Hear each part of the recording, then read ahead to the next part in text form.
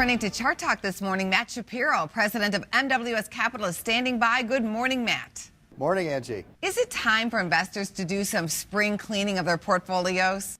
Absolutely. You have to position yourself to the end of the year, to the beginning, to see what happens. And, you just have to play the game and let the year unfold. So now's the time to take a look. What worked, what didn't work, what looks attractive, and what's your allocation that you want to do to go get into the end of the year. It's been a big year for biotech and pharma stocks as new treatments for diseases are being discovered. So what stocks are you buying? Well, I own those stocks widely, and my play for healthcare is to spread your chips pretty broadly, because you never know, of course, which stock is going to hit it in terms of what drug or what treatment or what process. Now, one stock I do like is Thermo Fisher Scientific, that supplies all the research equipment to this whole booming pharmaceutical industry, and they became the #1 worldwide provider of this equipment with the purchase of Life Technologies, which has DNA mapping equipment. So that's one of the stocks that I feel is sort of like in the background but reliable and makes sort of the equipment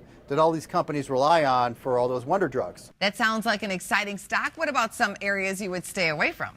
Well, I always tend to shy away from, I'm not going to say the airlines or the car companies or anything like that, but companies that are in sort of industrial parts of the economy where there's huge assets they have to put together. Alcoa comes to mind, and just the economic profits for it aren't as high. So I try to stick to a little bit more of the money managery kind of stocks, your Starbucks, your McDonald's, that have high return on their assets and high profitability measures. Matt, thanks for being on our show today. You're welcome, Angie.